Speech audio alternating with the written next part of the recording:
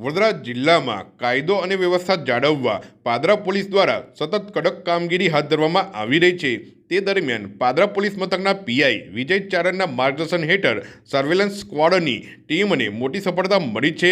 મળેલી બાતમીના આધારે પાદરા વડોદરા રોડ પર મહાકાળી માતાજીના મંદિર નજીક વાહન ચેકિંગ ગોઠવવામાં આવ્યું હતું। ચેકિંગ દરમિયાન વડોદરા તરફથી મુવાલ તરફ જઈ રહેલી શંકાસ્પદ કારને અટકાવી તપાસ કરતા તેમાં મોટી માત્રામાં વિદેશી શરાબનો જથ્થો મળી આવ્યો હતો।